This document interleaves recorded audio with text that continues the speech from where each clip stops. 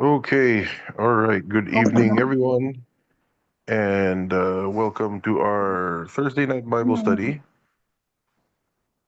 Yep, hold on. Okay, yeah, welcome to our Thursday night Bible study, and yeah, it's good to connect with all of you guys here. And so the past, couple of few months, we've been tackling the series on First Timothy. The tong book na to. And there's a lot of wisdom in it, and napaka-diverse ng topics ng First Timothy. There's so much that goes into this, and we have to remember that this is Paul writing to yung disciple niya si Timothy na nagpapastor. So he's a young pastor pastoring a church that a lot of the members are a lot older than him. And the church planted by Paul, si Timothy yung nag-step up into the position of leadership. So there is so much wisdom contained in this book. So many things that you gain from experience. From ministering for a long time. So hindi lang naman pang pastor to libro na to. Of course, it applies to everyone daily life. And it applies um, to your leadership positions in your life, whether it's your family or your job or your business or whatever. We're called to we're called to influence. So marami tayong matututunan talaga dito. Maraming golden, nuggets of wisdom found in this book. And again, a lot of it's really practical. A lot of it is, very, uh, paano ba to? Like a lot of people misunderstand First Timothy. Kasi parang feeling nila nag-set si Paul ng rules na dapat sundin mo to. But hindi yun yung point. You have to remember and balance out scriptures with the rest of the Bible. Hindi pwedeng may nakita ka lang verse, hindi, ito yung nakasulat dito. Yeah, tama yan, yun yung nakasulat. But at the same time, how does this reconcile with the rest of scripture? Because if you read First Timothy, you will see there are a lot of instructions here. That do this, don't do this. May mga ganun. And this chapter, First Timothy chapter 5 has a lot of that, right? So by saying all these things and giving instructions, is Paul going back to the law? No, of course not. Pag binasa mo yung book ng Galatians, yung letter to the Galatians niya, you will see that Paul is very much, all about grace. Na sabi niya talagang, wag kang babalik sa law. Don't go back to legalism. Don't go back to the law. If you go back to the law, you fall from grace. You have cut yourself off from Christ. You have severed yourself from Christ, di ba? So, so again, while there are a lot of instructions here sa First Timothy, hindi ibig sabihin nun na babalik tayo sa law. Okay, so ano yung difference nun? When Paul gives instructions here, it's out of wisdom. It's not a demand for compliance na sundin mo to or else mawawala salvation mo. Okay? It's not a demand na if you don't follow this, you will lose favor with God. That's not what Paul is saying. Whatever Paul is sharing here in the book of First Timothy is just wisdom he's gained over the years and with all the experiences that he's had, all the long talks and processing with the Holy Spirit that he's had as he serves the Lord, as he served the Lord, traveling to all these places. Yung naipon niyang wisdom, pinapasa niya ngayon kay Timothy, who is the next generation leader of that church. So again, this is not a demand for obedience na, oh, you obey this or else, or if you don't do this, mababawasan yung authority mo in Christ. No, that has nothing to do with that.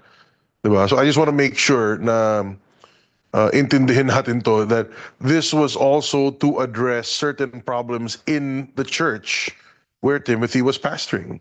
So tandaan natin, pag nagbabasa tayo ng Bible, of course, there's always wisdom to apply sa buhay natin in all circumstances. But at the same time, let's also consider what is the context of the letter. What is the context of the verse? Sino yung kausap?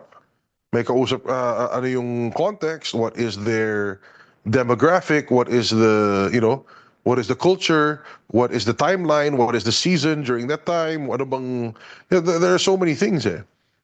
Like Paul has a lot of writings that he gives instructions to certain churches about certain problems, but he was addressing specific problems in that church. That doesn't mean na balik tayo sa law, lahat na lang yun yung ano niya. So, alam mo yun, makinig din tayo kay Holy Spirit. Let us listen to the Holy Spirit and see how we apply these verses into our personal lives. Amen. So again, there's a lot of wisdom here. And again, I'm just obeying the Holy Spirit as he highlighted this chapter. May mga ano to, medyo especially this chapter, marami warnings na super specific. But again, I believe it depends on your perspective also how you see it. But I believe it always reflects the heart of God, for the church and for the people we minister to. So anyway, let's go dive into the scripture in First Timothy chapter 5. Let's start with verse 1. Hold on, let me pull up my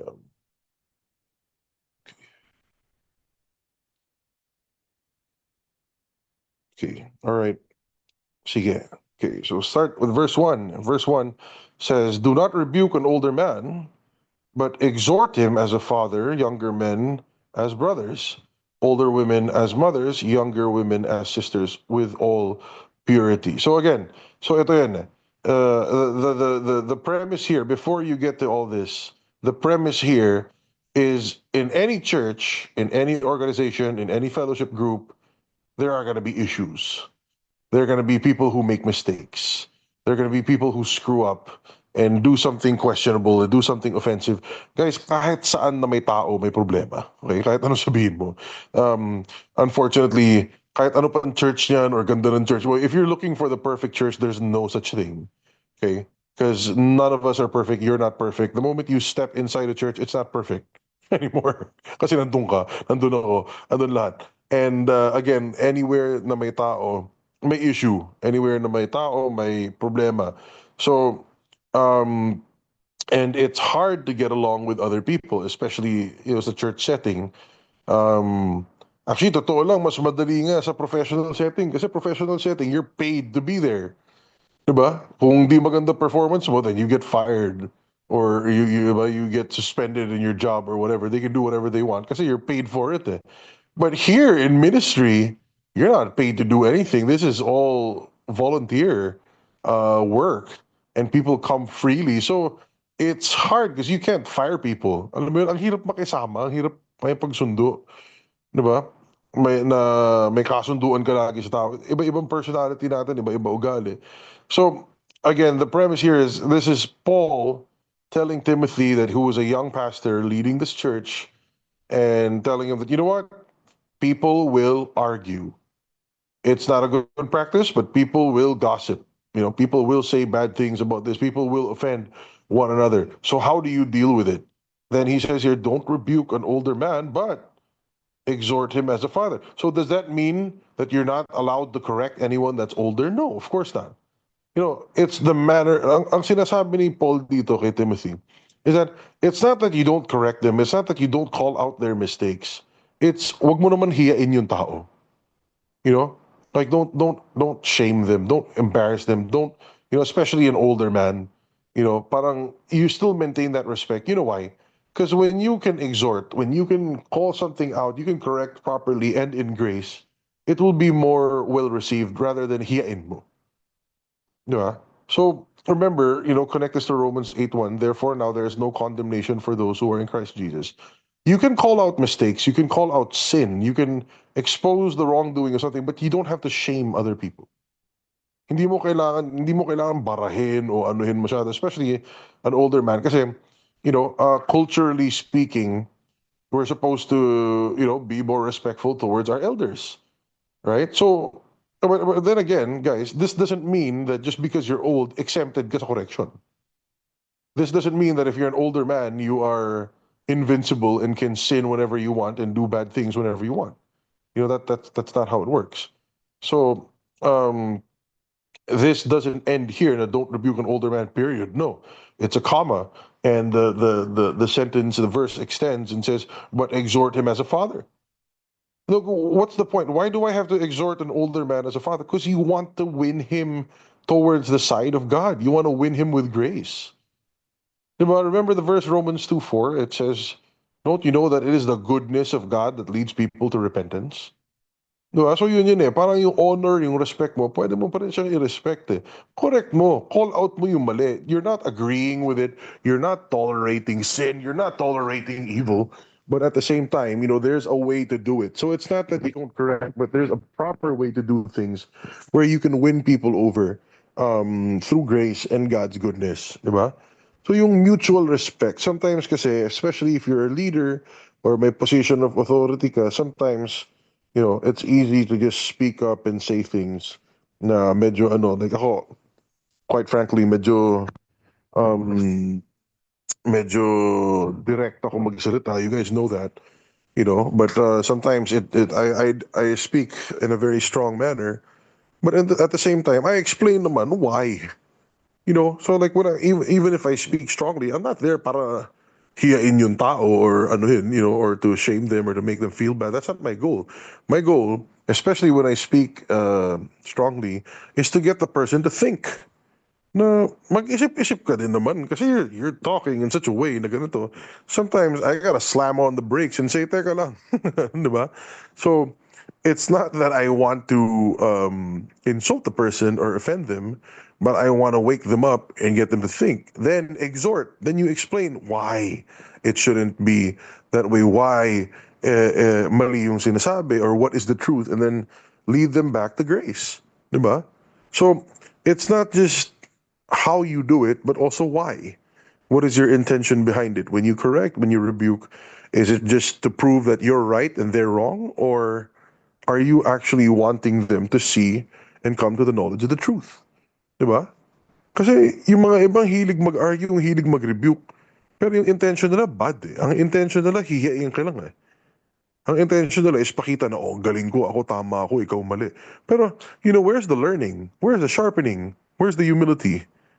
Diba? So this is the point of Paul saying here, don't just rebuke, but exhort as a father, younger men as brothers, older women as mothers, younger women as sisters, with all purity. So guys, yun yung importante. Not just your action, but the purity of your intentions as to why, you're doing these things.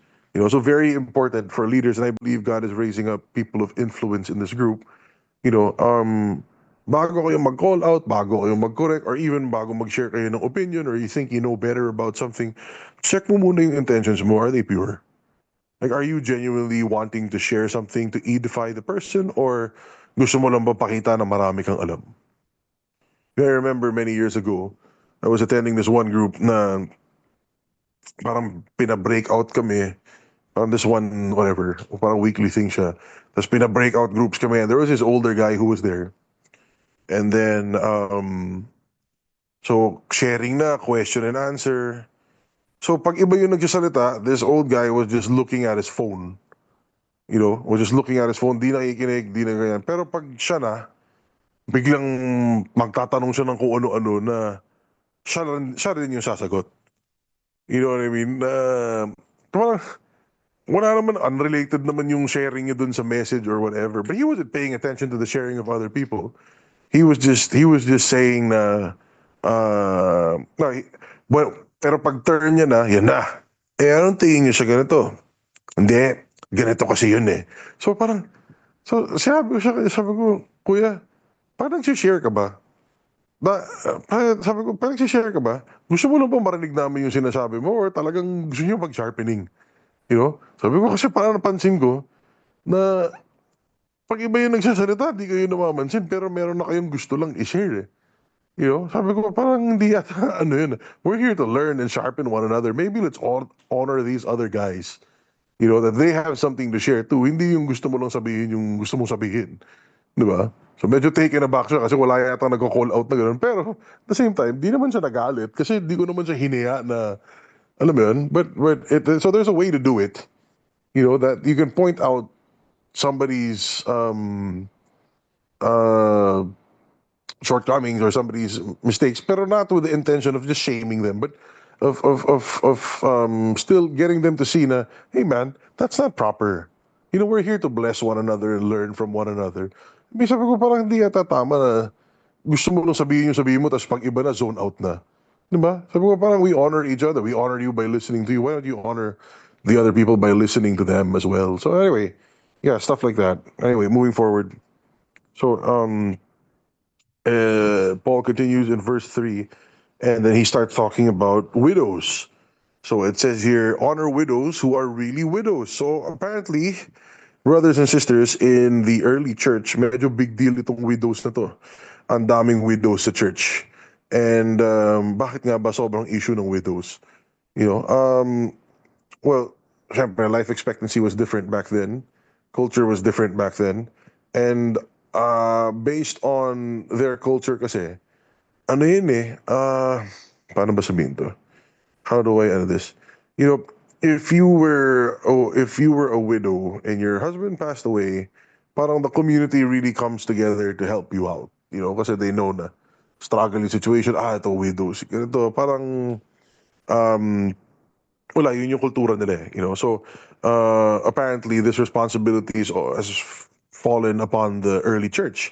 You know, madaming ano yan, madaming uh, verses and instances in the New Testament, Book of Acts onwards, about the widows and how involved they were in the ministry. Kasi nga, so wala na si husband, wala na silang ano. So a lot of the widows devoted their time to the church.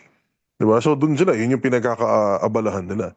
So, um, but apparently, meron issue dito kasi may mga iba nakiki-widow naman talaga or alam mo yan. So Paul makes a distinction here that there are older widows and younger widows. And parang sabi niya, anyway, let's move forward with this. Honor widows who are really widows. But if any widow that has children or grandchildren, let them first learn to show piety at home and to repay their parents, for it is good and acceptable before God. Ano ibig sabihin nito? Um, may mga widows na may family naman nandun. It's not like they're old and abandoned and helpless. Yun yung point sana nung early church na supportahan natin yung widows na wala na siyang husband, medyo she's older na, she's not really able to work, she can't really support herself. Di ba? Wala na siyang mga children at home, walang mag-aalaga sa kanya, walang kukup-kup sa kanya, wala na siyang pamilya. Yun yung sinasabi ni Paul na yun yung tulungan natin. But, if you have a life at home, you have a family at home that can take care of you, grandchildren, why don't you show piety at home? Yung faith mo, dalit mo sa bahay. Hindi yung magtatago ka na lang sa church, tapos, church, alagaan niyo ako, bahala kayo sa akin dito. Parang naging, I guess at this point in time, it was a way for them to escape their responsibility towards other family members na parang, uy, widow na ako, sige church, alagaan mo na ako. Parang naging, sila, charity, you know. So, again, while we are called to be a blessing to other people, we're called to minister, to serve, to love other people, to extend grace to them. May mga taong aabusuhin yung kindness mo you know? And may mga nagiging freeloaders doon na parang, uy, sige, si church nang bahala sa atin, bahala ka na dyan. You know what I mean? Sige, kayo na dyan. Nandito na ako sa church para, sila na magpaalaga, sila na magpapakain, dito na ako. So it became a social welfare thing. Pero ang tanong, saan ang gagaling yung resources na? Sino yung, who's the one doing all the work? Who's the one taking care of them? It's the church. Where are those resources coming from? Diba? Where's that effort coming from? Where is all that coming from? So what Paul is saying here is that don't just, while we're here to help, wag naman abusuhin. Hindi naman tayo welfare program, magkaiba yun. So you come here for God. Yes, we bless each other, we bless you. Pero kung tunay na si God yung mo, why don't you show your godliness at home? Show your piety at home. Diba? Why don't you do that? That's good and acceptable before God. Hindi yung, uy, tara, doon tayo sa church, papakainin tayo niyan. Nagigets nyo yung punto. A lot of people abuse the kindness of the church. That not everyone who goes to church is there for God. Many people try to take advantage of the kindness of Christians. Actually, totoo lang, madami kasing Christian na uto-uto. Na hindi kailangan kasi parang, ano tawag doon? May nagsabi sa akin dati na, di ba, brother Ron, bawal ka tumanggi pag may humingi ng tulong. Sabi ko, sino nagsabi nun? Yung pastor namin, kapag humingi ka daw ng pera or tulong, kailangan mo ibigay kasi Christian ka. Sabi ko, sinong siraulo nagsabi nun? Anong verse yung gamit niya? Wala nakasulat na gano'n. Hindi, hindi wisdom yun.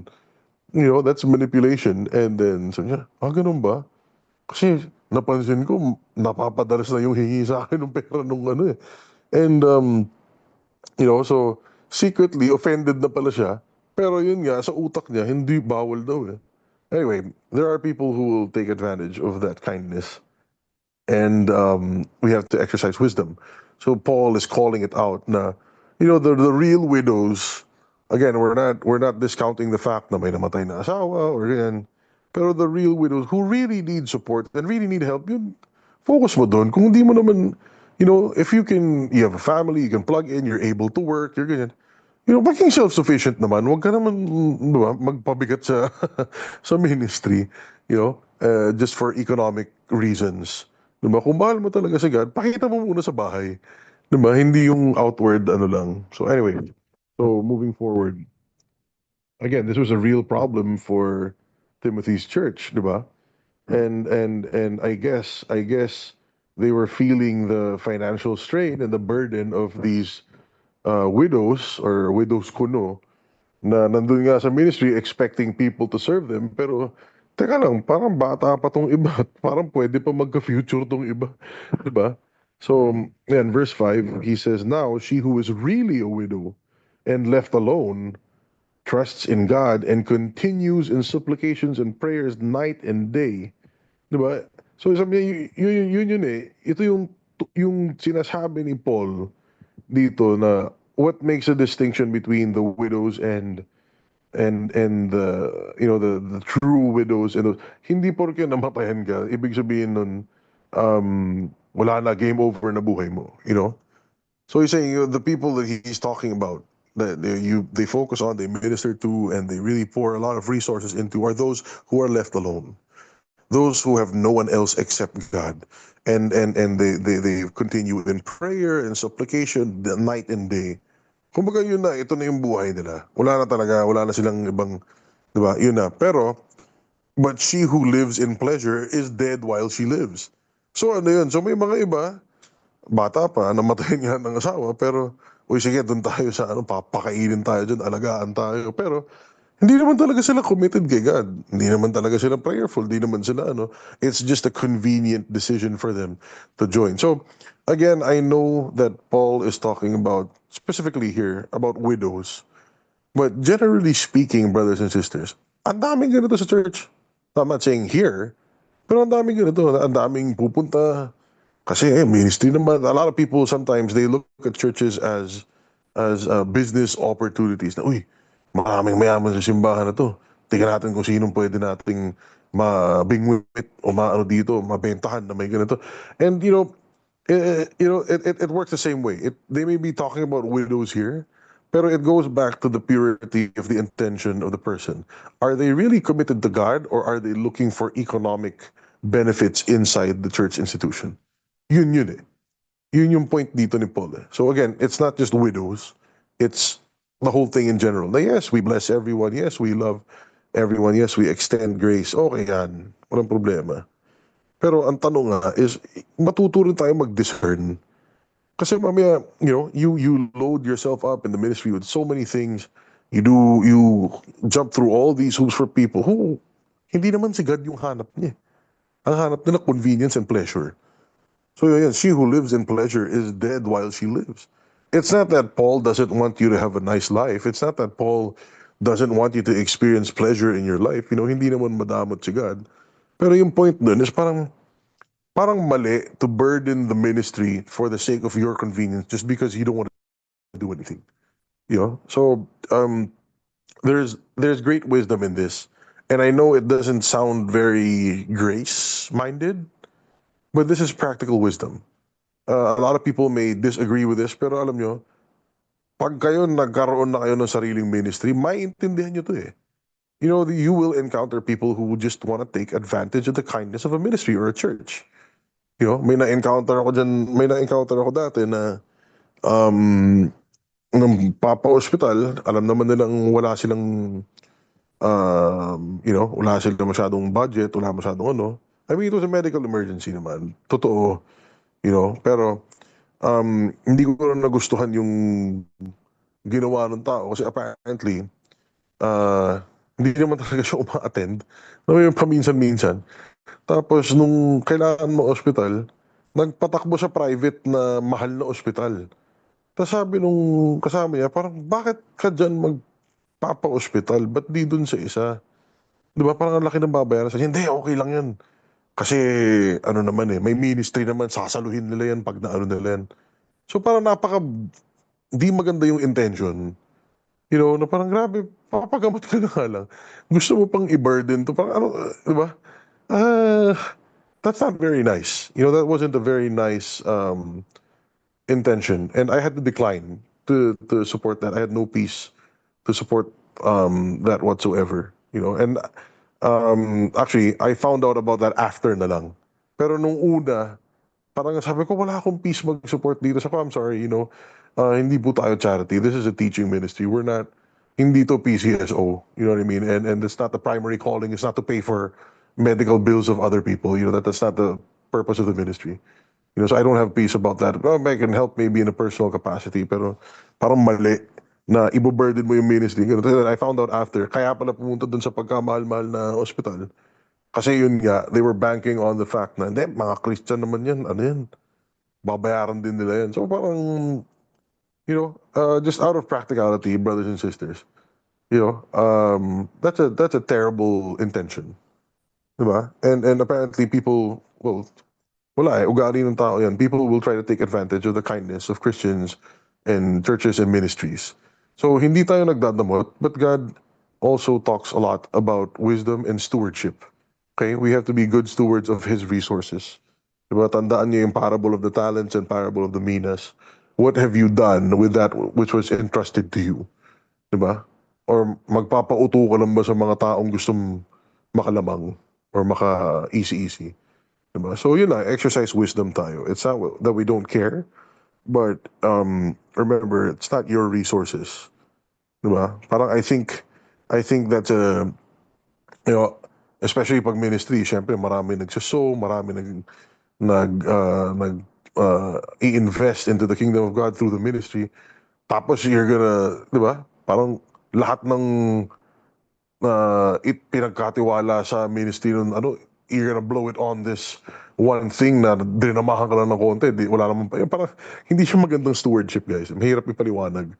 Diba? But anyway, again, so there are no hard and fast rules about this, but always listen to the Holy Spirit and always seek peace, from the Holy Spirit before you make any decisions.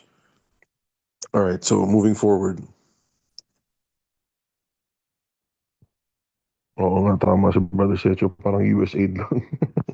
ginawang, ginawang milking cow. Anyway, verse 7 says, and these things command that they may be blameless. So, sabi niya, so here it is. Yung sinasabi ko kanina is Paul establishing another set of laws here that must be, kasi sabi niya, these things command.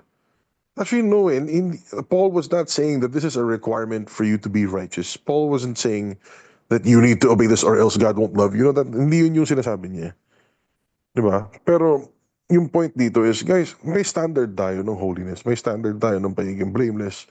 May standard tayo ng pagiging steward of godly resources. So, di ba?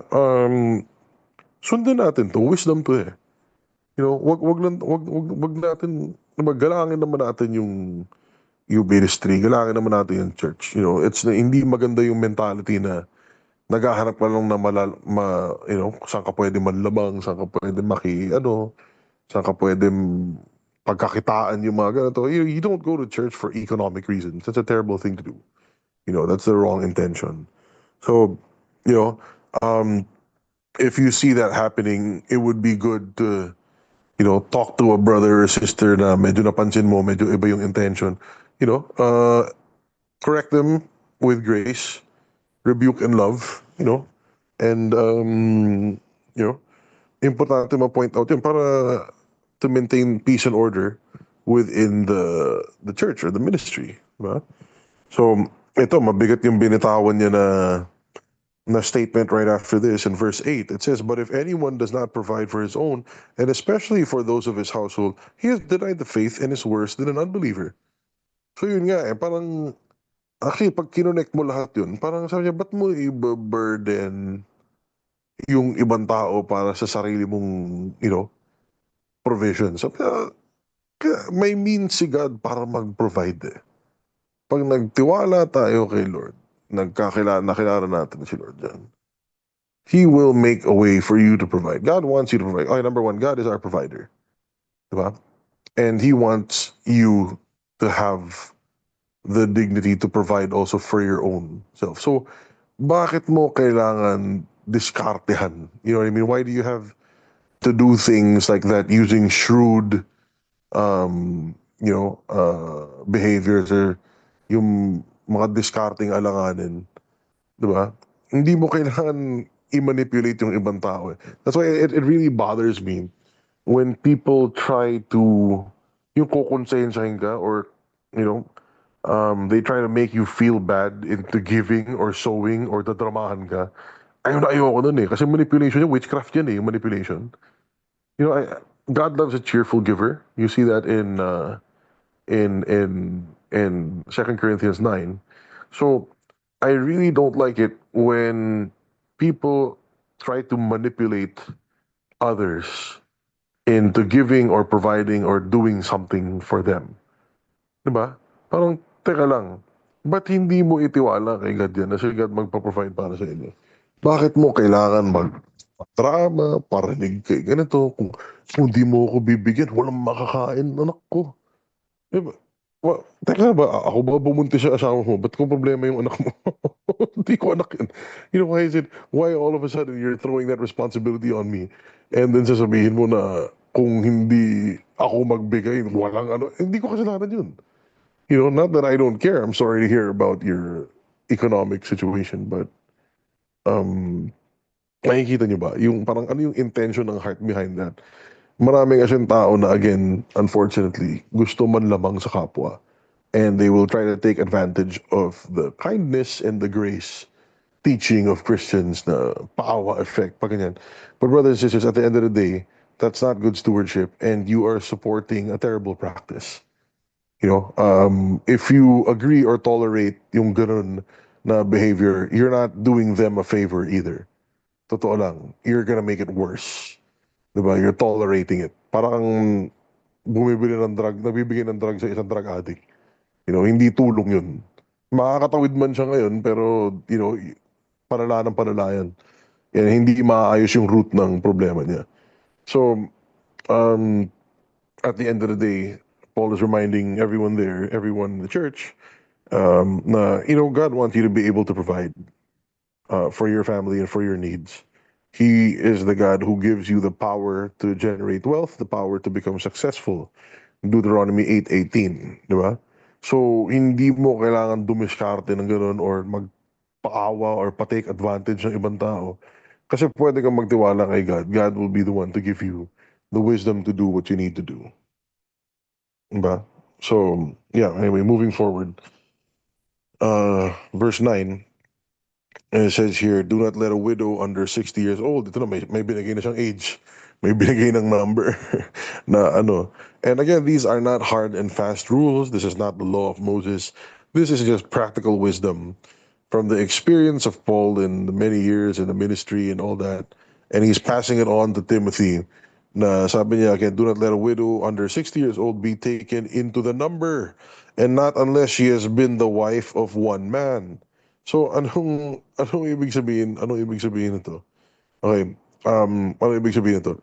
Apparently there were a lot of younger widows na medyo kinarir na nila yung pagiging widows nila. Hindi naman talaga seeking, hindi naman talaga Christian talaga. Alam mo yun, hindi naman talaga priority yung church or yung si Lord or si ganyan. They're just in it for the sake of, na widow ako. Diyan tayo sa Christian church na yan kasi may programa yan para sa widows And again, a lot of people take advantage of the kindness of Christians. Di ba? Kahit hindi naman talaga Christian, hindi, dyan tayo. Papaaralin tayo niyan kung ano kasi Christian yung mga yan. You know, and so hindi na bago, guys. Whatever is happening today has been happening since the early church. So again, Paul was saying here, hey, it's unfair to overburden the ministry with people who really aren't seeking the Lord and they're just in it for the convenience and they're trying to take advantage of the kindness of Christians. So don't let a widow under 60 years old be taken into the number. Parang di siya nakasala dyan unless she has been the wife of one man, well reported for good works. Diba? And if she has brought up children, if she has lodged strangers, I mean, nagpapatira siya ng strangers dun sa kanya, if she has washed the saints' feet, and if she has relieved the afflicted, if she has diligently followed every good work. Yan yung kasama sa numbers. Parang sinasabi ni Paul dito, i-qualify mo kung sino yung susuportahan mo. In other words, you know, um, piliin mo kung sino yung susuportahan mo, hindi yung lahat. O sige, kawawa, bigyan natin eh. No, you don't have to, you don't have to say yes to everything. You're supposed to be a steward, a manager of God's resources. Isipin mo rin kung saan ka mag-agree. Saan ka magsasow, saan ka magsusupport. Where will you allocate resources? Kasi, if not, kung gusto mo tulungan lahat, go ahead. Pero, mauubusan ka ng resources, and by the time you need to pay for something or you need to support something that God wants you to support, wala ka ng resources. Bakit? Inubos mo dun sa mga bagay-bagay na hindi naman pinapagawa sa'yo ni God dahil naawa ka, dahil ganito, dahil nadramahan ka. So, not everyone that comes to you automatically has good intentions. Pag-pray nyo, huwag kayong magpadala sa emotions, huwag kayong magpadala sa, hindi kasi kawawa sa ganito. It's not about kung kawawa o hindi, kasi emotions lang yan eh. You learn to turn to the Lord and ask for wisdom. Lord, is this something you want me to support? Do I have peace about it? Do I not have peace about it? Why? Why not? Diba? Is this good stewardship? Dapat bang i-support ko tong taon to? Dapat ba i-support ko tong ministry na to? Lahat ba kailangan mong tapunan ng pera? Hindi naman eh. You can help in other ways, but you have to remember that if you help people, they have to be willing to help themselves. Diba? The worst thing you can do is, feed the freeloader na nandyan lang, na wala namang pakialam kay God, pero wala eh. Dyan lang siya. Hindi tulong yun kasi may ibang gustong abutin si God na hindi mo na maaabot because of that. Right? So he's saying that if you want to include people into the number of, again, ito sa specific context ito is widows, but this goes generally. Sino yung gusto mong i-bless? Sino yung gusto mong suportahan? Sino yung bibigyan mo ng oras, resources, finance or whatever? Sino yung bubuhusan mo ng panahon mo? Porke nagsabi lang ba na, hindi, kawawa ko, automatic, saluhin mo na. No. Sa me, qualify those that you support. If you want to add to that number, then she has been a wife of one man, well reported for good works, brought up children, she has lodged strangers, she has washed the feet of the saints, she has relieved the afflicted. Kita mo, may testimony itong taon to na mahal niya si God, at mahal niya yung mga tao ni God. Yun yung supportahan mo. In other words, qualify who you're investing into. Hindi bara-bara lang. Hindi tayo charity sweepstakes. Di ba? hindi to PCSO. Na basta kung ano nung abot ka rin ng abot, you have to qualify and remember that these are God's resources that you are allocating. So, moving forward, in verse 11, it says, refuse the younger widows. Sabi mo, ang strict naman ni Paul, refuse daw, di ba rejection yan? No, no, no. You're not rejecting them, but, as a matter of fact, this is not rejection, this is giving them dignity. Why? Refuse the younger widows, for when they have begun to grow wanton against Christ, they desire to marry. Yun eh. Having condemnation because they have cast off their first faith. Yun eh. Sabi nga ni Paul. So again, these aren't laws. These are observations that Paul has seen. Nasabi niya, madami dito, mga younger widows, okay, papasok dito, praise God, lapit sila. Pero bata pa sila, mamaya titibok na naman yung puso niyan. Tapos sabihin nila, hala, paano to, iiwanan ko yung ministry. Napaka ko talaga. And then, bagsak niyan is what? Self-condemnation. So, this is just practical wisdom. These aren't hard and fast laws na if you don't obey this, tanggal ka na o tiwalag, di ba? Hindi yun yung point. But this is practical wisdom that Paul has seen over the years saying that, hey, You know, so yeah, yung mga younger widows, minister to them in a different fashion. Hindi mo sila kukup-kupin, parang aampunin na ewan na ganyan. Sabi niya kasi, as time passes by, they will desire to marry. They're still young. They still have a future ahead of them. And then they're gonna start condemning themselves kasi feeling nila they abandoned their faith. Diba? So again, wisdom lang, guys. In other words, stop making formulas on how to help people. Pray to the Lord, ask wisdom from the Holy Spirit how to address each person, each situation. Di ba? Hindi yung, sige, ano ka ba? Sige, dito ka sa group na to. Di, parang hindi ganun eh. Hindi tayo cookie cutter, guys eh. You don't dump people into boxes. You pray about it, be intentional about it. So, I think a lot of this stuff happens when your church grows massively in numbers. Sakit ng mega church to, guys eh. Nasa sobrang daming tao, you need some form of order. You need some form of organization. So that's why I believe I'm not saying megachurches are bad, but I believe it's not the perfect design of God na yung church maging masyadong malaki because hindi mo na makakwalify yung relationships mo eh. Nagiging compliance ka na lang instead of really qualifying how to minister to each person. Sa sobrang dami ng tao, parang, sige, yan, ayan, dito na yan, para mabilis. Kung hindi, may backlog tayo, it becomes compliance. Wala na yung intentionality. I had a work meeting earlier today about it was with actually mainland Chinese siya na supplier ng construction materials. And then napag-usapan na yun para sabi niya kasi dito sa Philippines may freedom of speech, may ganito, ganyan. Sabi niya sa China wala talaga. Sabi niya pero at the same time, I understand why China doesn't allow free speech. Sabi ko, huh? Sabi ko, that's really weird. Sabi ko, sabi niya parang it's for the best. Sabi ko, I don't understand di ba? Kasi human rights natin yan eh. We're allowed to speak up. Where everyone's entitled to their own opinion. Sabi niya, oh, look at the United States. Everyone has their own opinion. No one agrees on anything. So yeah, here in the Philippines, you have free speech. You can say, you can protest, you can do this, do that. Sabi niya, that's okay because your population is small. But in China, if you have 1.5 billion people, everyone wants to do their own thing. How do you control something that's that big? So remember, your entire country is just one of our cities. How do you control a city of 100 million people? City lang yun, ha? Yung buong national population natin is there just one city and they have so many cities. How do you control that? How do you keep order? Sabi niya, that's why China is so strict. The only way to hold that, to keep order for that many people in such a vast amount of area and place and keep it as one united country. Sabi niya, that's a really hard thing. That's why China is no choice sila but to be so restrictive.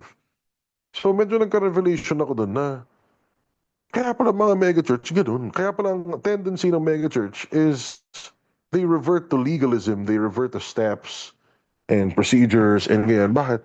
Kasi ang hirap nga naman kung 50,000 members mo tapos lahat sila, "Uy, sabi ni Holy Spirit sa akin ganito, sabi ni Holy Spirit sa akin ganyan." Hindi naman lahat yun nagbabasa ng Bible pero you know what I mean?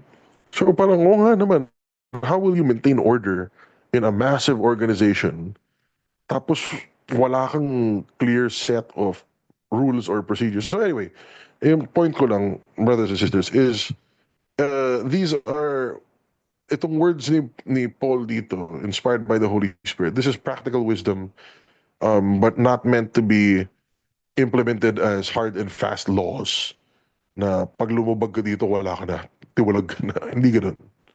Diba? But there is wisdom here. So, again, I really believe that a church environment should be intimate enough that you know the names of the people there, you know each other, you know families, you can build relationships. Pero yun nga, as it grows bigger and bigger and bigger, ang hirap nga naman qualify. So, yeah, anyway, those are just some insights. Moving forward. And verse 13 it says, and besides, they learn to be idle, wandering about from house to house. Ito yung mga younger widows. Sabi niya, kung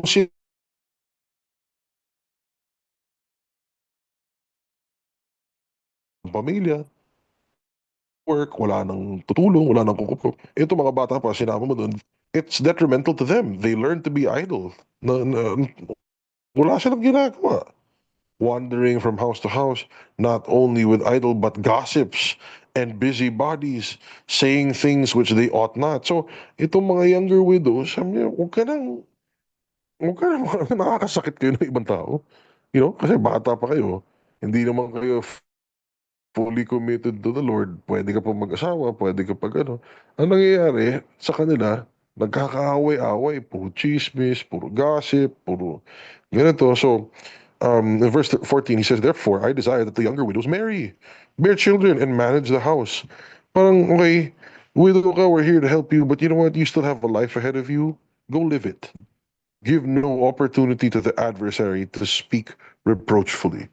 So ito nga, sila yung nagagamit ni Satan para mag-sow division sa church.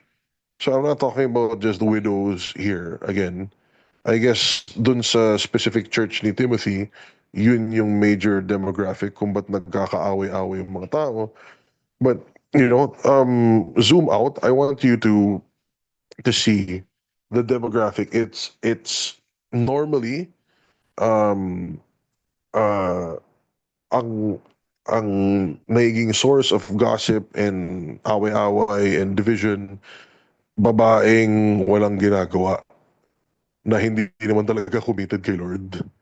Pero ginawang social club yung yung yung church institution, you know? So they're there but not for Jesus. They're bored. They're idle. They're not really doing anything, but they're always in the church. Ang bagsak niyan gossip. Ang bagsak niyan away and division. Ang bagsak niyan gagamitin ng kalaban. So, if you're not totally given to the Lord and to serving and to the Word of God, pero ang hilig mo yung church, malamang sa malamang magagamit ka ng kalaban doon. So that's why I ask, ourselves the question all the time: why are we here? Why are you attending this Bible study? Why are you attending metanoia? It's not that I don't want you to be there. Of course, I'd love for you to join all the time. But ask yourself, why do you do what you do? Si God ba yung pinupunta mo dito or ginawa mo ng barkada yung mga tao dito? Diba? Diba? Why do you attend on Saturdays or in Bible study? Trip mo lang ba yung tao? Masarap lang ba yung pagkain? Diba? Or, what are your motives? It's check natin yung heart natin. Are we coming here for the Lord or not? Kasi that's what this is all about. We're, again, we love all, we extend grace to all, everyone's welcome sa ministry. Pero at the same time, check natin intentions natin. We come here for Jesus. Yun yung gusto kong maging heart natin dito sa ministry na ang pinupunta natin dito is si Jesus talaga. Yun yung focus natin, hindi tao. Hindi yung may magawa lang tayo, hindi yung social activity, hindi yung social club.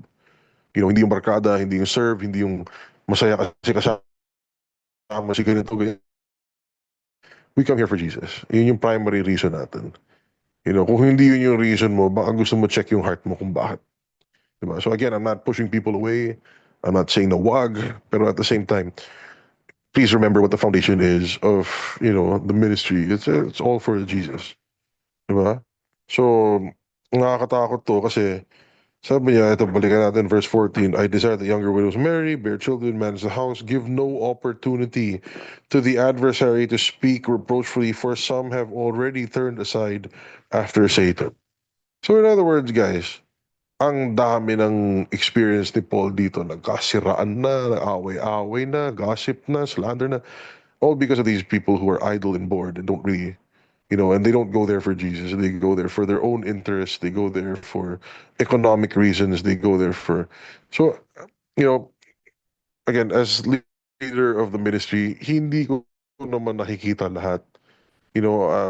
And the ministry is growing. I don't get... I only have 24 hours in a day. You know what I mean? So, hindi ko rin magawang maging super close bonding, intimate with every single person that enters the ministry. But at the same time, to those of you who are there and attend and everything, learn to qualify also your relationships and don't be afraid to speak up kung may nakikita kayong medyong mali. So, balikan natin yung, di ba, yung first verses niya. you exhort other people, um, encourage them. Yung correction nandun, hindi naman kailangan harsh rebuke. But if you see stuff like this, if you see that people are taking advantage, people are manipulating, people are gossiping, it's also your part, and your responsibility as a part of the spiritual family to protect other members and call it out. So ito yung reminders ni Paul kay Timothy kasi sabi niya, alam mo, itong mga issue na to, pag hindi ka maingat, this can rip apart your church. Mag, you know, you will see a lot of division and hatred and all these things, terrible things. Oh, ang dami ko na experience na ganyan dyan.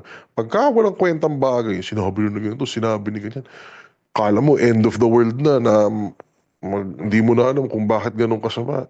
But it's so petty. But Satan doesn't mind that. So, gusto ni Satan yun. So, hindi problema yan na okay yung forgiveness, okay yung grace, but let's not give the adversary an opportunity. Huwag natin bigyan ng tulay si Satan makapasok para manira ng church. Diba? So, I've said this multiple times before, especially to sa mga Bible study groups, if you hear something na hindi maganda or gossip or ganyan, i-correct mo doon mismo. Call it out. Hey, I don't think you should be talking about that. Have you discussed it with a person? Why are you talking about it to us? Private. Tama na pag-usapan yan. It's also part of the member's responsibility to protect the church. Diba? Hindi lang si pastor bahala sa lahat. Hindi naman omnipresent si pastor para marinig lahat eh. Diba? So, if you guys encounter any of that, call it out. Protect the church. Protect that. Don't give the enemy an opportunity to, cause damage. Okay, so moving forward, verse 16. Lang. Okay, verse 16 says, if any believing man or woman has widows, let them relieve them. Okay? And do not let the church be burdened, that it may relieve those who are really widows. So yun nga, ito yung sinasabi doon. Ito yung sinasabi doon na if any believing, kung may believers, may ganyan, huwag mo naman itambak sa church yung, sige, church, ikaw nang bahala dito. Ayoko nang isipin tong ganito. Parang, teka, believer ka rin, Christian ka rin, may Christ in you ka rin, may Holy Spirit ka rin, may promises of God ka rin. Why are you abdicating your responsibility? Why are you gonna dump everything dun sa church? And again, I know the context of the scriptures here are talking about widows. Pero kung tutuusin, a lot of Christians are doing this with other problems, not just widows. May kamag-anak akong matigas ulo, ganito, ganyan, ito, active drug user. Alam ko na, itatambak ko sa simbahan, bahala na si pastor mag-ayos dyan. Parang, teka lang, di ba Christian ka rin? Di ba may Holy Spirit ka rin? Di ba? Di ba may Word of God ka rin? Bakit itatapon mo yung responsibility sa iba kasi ayaw mo lang because it's inconvenient for you? So parang you're gonna end up burdening the church. And again, I don't mind ministering to people. I don't mind praying for people. But some of you have reached out before saying, bro, pwede ka pumunta sa ganitong ospital pag-pray mo si ganito. Ang sagot ko sa iba, bakit ako? Ba't di ikaw? What is the difference between my Holy Spirit and yours? And it's not that I don't want to go, but I'm challenging you to step up kasi Christian ka rin eh. Bakit ako lang ba yung may karapatan mag-lay hands ng tao para gumaling? No. We have the same Holy Spirit that raised Jesus from the dead. Romans 8:11, we have the same promises, 2 Corinthians 1:20. So bakit sa akin? Bakit, 'di ba? Now, ibang usapan yung bro, wala pa kasi akong wisdom paano mag-minister sa grupon to. Maybe you can join and pakilala kita, maybe you can share with this group, 'di ba? Baka kasi hindi pa ako masyadong komportable mag-pray over o magganito. Yun, ibang usapan yun sa, mga to, naku, dami kong ganyan. Yung gagawin kang mascot, punta ka dito sa bahay, kumbinsihin mo nga to mga non-believer na to para evangelize mo sila. Punta ka lang, bakit ako? Papapuntahin mo ako dyan, everyone there hates Christians kasi sama ng ugali mo. Tapos ako yung papapuntahin mo para kumbinsihin sila. Diba? After mo maging sobrang bad testimony na lahat sila sinasabihan mo pupuntang impyerno, tapos ngayon tatawagin mo ako para, i-convert mo nga yung mga yan. Yeah, I've had people try and do that to me, and I've had to say no to their invitations. Kasi it's unfair to burden the church with things that you are supposed to do. Ikaw nilagay ni God sa family na yun, ikaw salt and light eh. Di ba? Ikaw dapat yung nagiging blessing sa kanila. Ikaw dapat yung nag-extend ng grace. Ikaw dapat yung ano. Bakit? Di ba? Bakit gagawin mo ang problema ng iba yung hindi mo ano? Why not seek to be transformed into the image of Christ sa buhay mo? Why not seek to renew your mind so you can be transformed para magamit ka ni God dun sa office mo, sa paligid mo, sa family mo, 'di ba? How do you expect the church to fix the problem that you have at home or something na hindi mo naman, alam mo yun, hindi naman fault ni church yun eh. Hindi naman ano ni church yun. Tapos itutulak mo, eto, sige, ganyan. Guys, ang dami ko na-experience na ganyan before na ang init ng dugo nila sa Kristiyano. Tapos tatawagin nila ako, sobrang init ng ulo ng ano. But anyway, the grace of God is still there. Siyempre, nami-minister naman natin ng mabuti. But at the same time, hindi pa rin maganda yung testimony kasi yung encounter nila sa Christian, okay, so okay kami sa'yo. Pero yung kamag-anak ko, ba't ganun yung ugali? Kala ko ba Christian siya? Ba't ganyan? So, anyway, yun yung point nito, brothers and sisters. Don't abdicate your responsibility and say, pang church na problema na yan. Christian ka rin. May Jesus ka rin. May Holy Spirit ka din. May Word of God ka rin. Whatever I'm doing, you can do also. Kung may pinag-pray ako na gumaling, kayo rin. Pwede. The command to heal the sick, to cast out demons, to preach the gospel, hindi lang sa akin binigay yun. It's for all disciples. Hindi lang ako yung taga-disciple ng lead, ng minister or whatever. Hindi, pwede rin kayo. So seek to be usable. Seek to be equipped so that God can use you in that fashion. Right? Okay, so moving forward, it says in verse 17, let the elders who rule well be counted worthy of double honor. So ano ibig sabihin nun? May elders who don't rule well. May mga elders dyan na substandard. Nakapasok dyan, di ko alam. Baka close kay pastor or matagal na nandun. So there are elders who rule well and elders who don't. But those who do rule well, let them be counted worthy of double honor, especially those who labor in the word and doctrine. So those who really focus in teaching, really value truth, those who value the word of God, really spend time in the scriptures, yan yung mga honor natin. Yan yung supportahan natin na tao. Yun yung i-bless natin. Supportahan natin sila. And tingnan mo yung kasunod niya, yung verse 18. The scripture says, you shall not muzzle an ox while it treads out the grain, and the laborer is worthy of his wages. Ano ibig sabihin nun? Those who are really focused on teaching, those who are focused on truth and the word, you bless you. Bless them financially, bless them in whatever, bless them with double honor. Kasi hindi biro yung ginagawa niyan eh. Guys, hindi ko minamaliit, okay? Yung mga naglilinis, mga nagbubuhat, mga nag-serve in whatever, yung nag-aayos ng pagkain, hindi ko sinasabing ano yun. Pero, ang katotohanan, lahat ng mga linis, buhat, luto, bigay, ganito, lahat yun pwede mo gawin na walang faith eh. Pero yung magturo ka ng word, tapos yung focus mo truth, hindi birong laban yun. Kasi yun yung pinakaayaw ni Satan eh. So I'm not saying na what is better or what. Importante naman lahat ng roles. Administrative roles are very important in a ministry.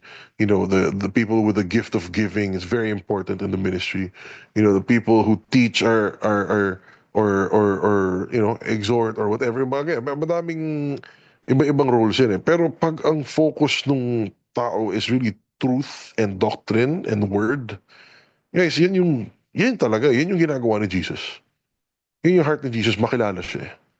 I can do 1,000 good works to you na hindi mo makikilala si Jesus. Matutuwa ka sa akin, kasi mabait ako sa'yo. Pero pwedeng kahit anong good works ang gawin ko para sa'yo. pwedeng hindi mo pa rin makilala si Jesus eh. Pwedeng tulungan kita 1,000 times pero pupunta ka pa rin sa impyerno eh. Alam mo yun? Pero for those who are devoted to the word and to those who are devoted to truth and teaching doctrines, doctrines means truth. Diba? And those who labor in the word, yan yung nagtatransform ng buhay. Supportahan natin sila. I-bless natin sila. Mag-sow tayo dyan.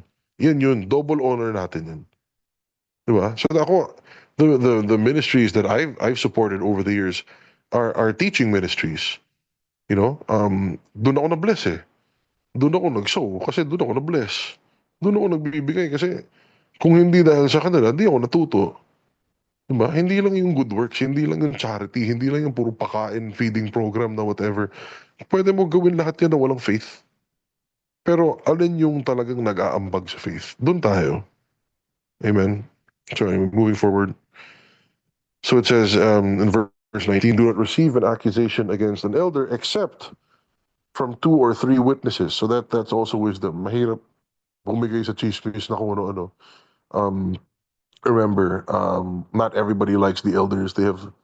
People may not have something good to say, lalo na yung mga um, gusto ng posisyon, gusto mag-take advantage, medyo iba yung, iba yung intentions para sa ministry. Malamang mare-rebuke ng elder yan, so maraming mapanirang tao, you know? And so be careful, don't just because you heard something, just because someone gave you feedback, verify it. Check mo kung talagang legitimate yung accusation, 2 or 3 witnesses. It's biblical. Hindi yung, uy, balita ako, may ganito, ganyan. Saan ang galing yun? Saan yung witness? Witness ha, hindi chismis. Hindi 2 or 3 chismises ha. 2 or 3 witnesses na I was there, I witnessed it, I experienced it, I saw it myself. Ayun, yun. Pwede mong establish yun, then you rebuke the elders. But verse 20 says, those who are sinning rebuke in the presence of all. So yan, medyo mahapdi na. That the rest also may fear. So ano itong verse 20? Is this a universal application of it? Na lahat na ng magkamali, hihiyain mo? No. So, gulo, di ba? Parang akala ko ba sa verse 1, don't rebuke an elder man. Paano pag sinning siya? O di dapat dito, rebuke in the presence of all. So again, guys, hindi nga eh. So again, this is practical wisdom. This is talking about very specific situations within the church that Timothy was pastoring. So yung sinasabi nitong those who are sinning, if you look at the Greek of this, it's those who are continuing and given in sin. Yung mga attend ka nga ng attend, puro kalokohan naman yung ginagawa mo. Attend ka nga ng attend, lagi ka na sa church, lagi kang sama-sama sa ministry, pero tuloy-tuloy ka sa kalokohan mo. Na ganyan, hindi naman si God pinupunta mo dito. Actually, hindi ko alam ba't nandito ko eh. You know? Yung mga ganun. Yun yung context nito. Like those who are continuing to live in a life of sin apart from God, yun yung rebuke in the presence of all. Call out mo yan. Diba? Kung papasok ka sa service, tapos bangag ka, teka, 3, 4, 5 buwan ka ng bangag na nandito, parang, ano ba pinupunta mo? Si God ba pinupunta mo? Gusto mo ng mantrip? Kasi sooner or later, gagamitin ka ni Satan dyan. Malamang sa malamang, may makaka-stumble ka ng ibang tao. I've seen that happen. So, call out evil if it's people who don't honor the Lord. It is what it is. Yes, we extend grace, pero just because you have grace doesn't mean wala na tayong pakialam sa evil tsaka sa holiness. Diba? We should judge against evil. We should live a life of holiness. Remember, Titus 2:11 and 12, the grace of God teaches us to live a life that is pleasing to Him. It teaches us to deny ungodliness. It teaches us to live a holy life. So hindi pwedeng, hindi, grace naman, pero tolerant ka sa evil. Diba?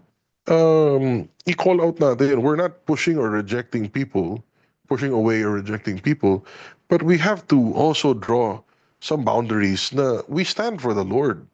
Hindi to charity, tambayan, sweep, hindi pwedeng anything goes na lang.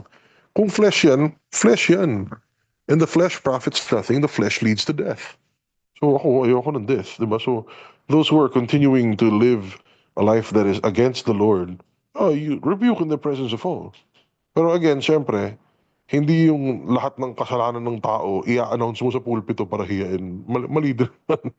pray about it, ask the Holy Spirit, is it time to rebuke this in the presence of all? Or is this verse something applicable to this situation? Hindi siya, wag mong gawin law na lahat na lang ng sin i-announce mo. Kasi kung hindi, dapat ikaw din. Di ba? Kung remember, the standard that you use to judge other people, it will also be measured back to you. So, di ba? Yung sa Matthew, the speck and log. Why do you tell your friend or your brother the speck in his eye when you have a log in your own eye? Diba? So, syempre, then pray and spend time with the Holy Spirit before you stand on this verse. So, anyway, moving forward, and we're almost done.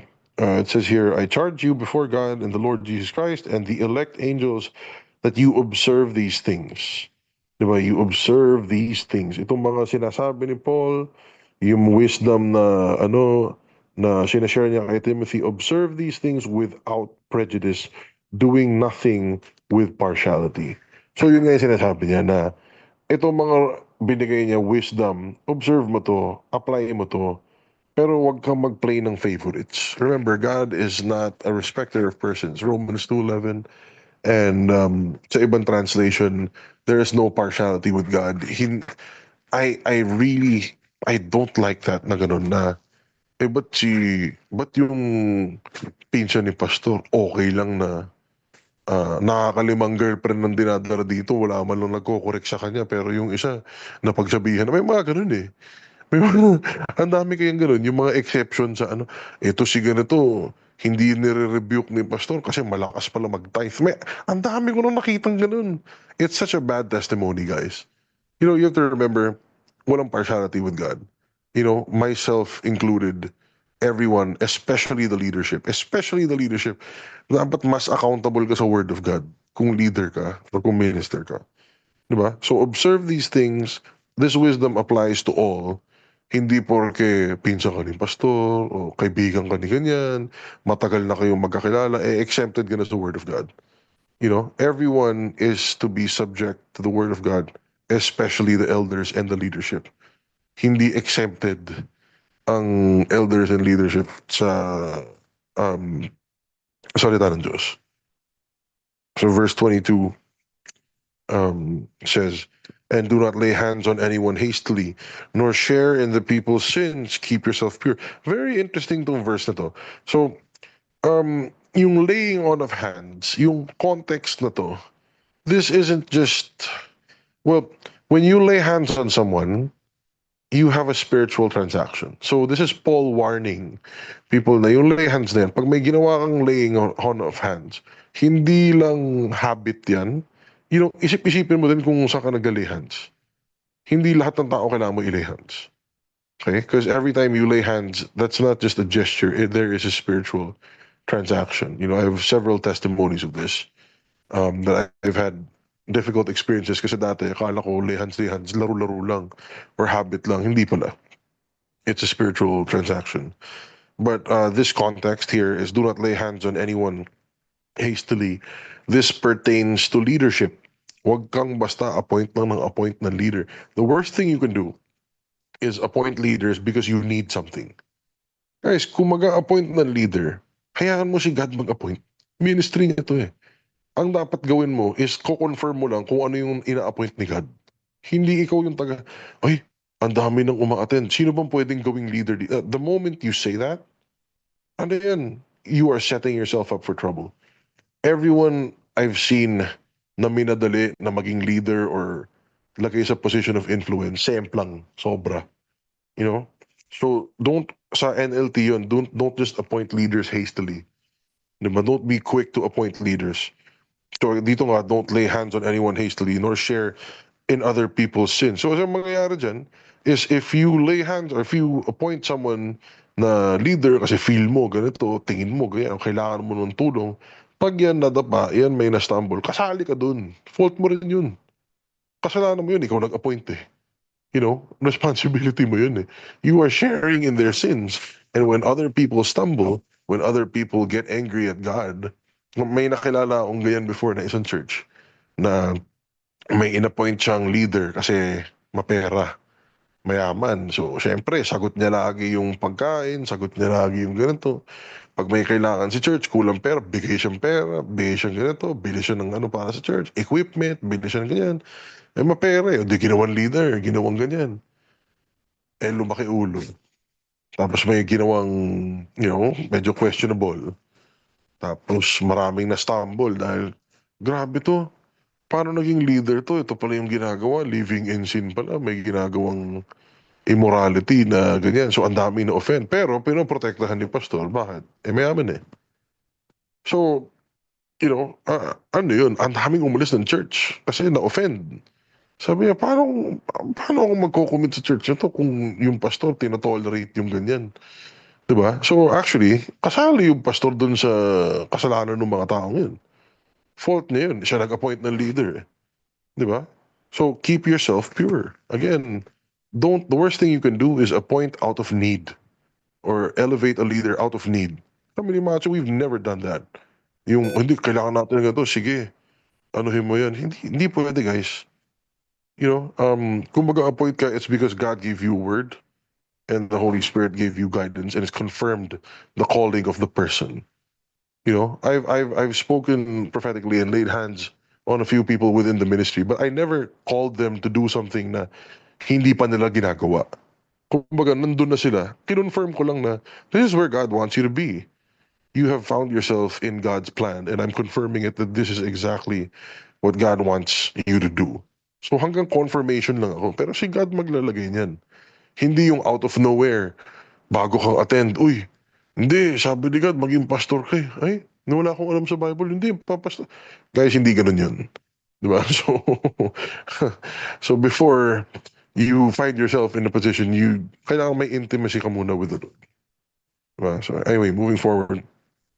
Um, Verse 23, it says, no longer drink only water, but use a little wine for your stomach's sake and your frequent infirmity. So, ito yung favorite verse ng mga manginginom na Christian na hindi nagbabasa ng Bible.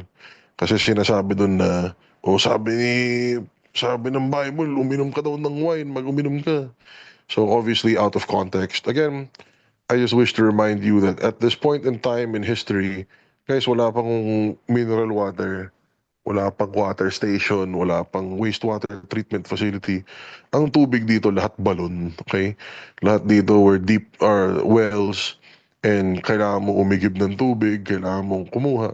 And not all the water was potable or hindi mo pwedeng inumin. Di ba? Para sa mga probinsya, minsan pag debomba yung tubig mo, para sa farm namin, not potable yung tubig doon, magkakasakit ka.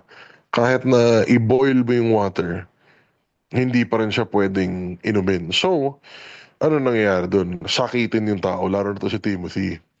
So, a lot of people say si Jesus nga umiinom ng wine. You have to remember, Jesus drank wine hindi dahil lasenggo siya.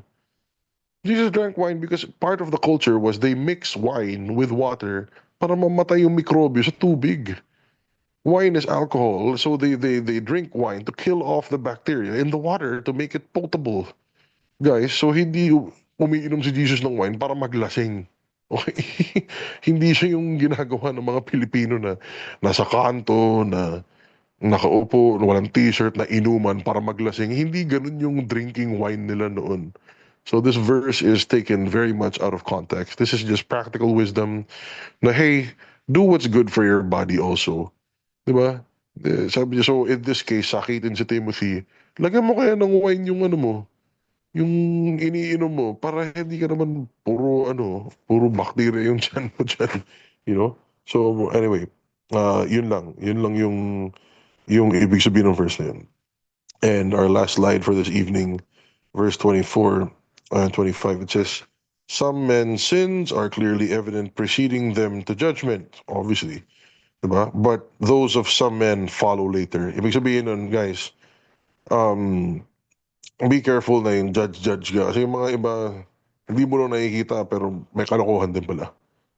So in other words, keep your judgment to yourself. Keep quiet. Don't be so quick to speak up on things or compare people kasi yung may mga ibang tao, sige, obvious na mali. Pero yung nagpo-point ng fingers, malamang may kalokohan din yan. Lalabas at lalabas din yun. So some men's sins are evident, nandiyan na, di ba? Pero yung mga iba, kala mo bait-bait, you know, some of their sins follow later. Dami ko na rin na-experience na ganyan. Kala mo committed, kala mo ganyan. Mas masahol pa sila sa mga ginajudge nilang tao. You know, sobrang mukhang pera, scammer pala, manluloko, iba pala yung, you know, long game pala yung nilalaro nila. So, just be careful, you know. Again, this is Paul warning Timothy na not everything you see on the surface is automatically, you know, yun na.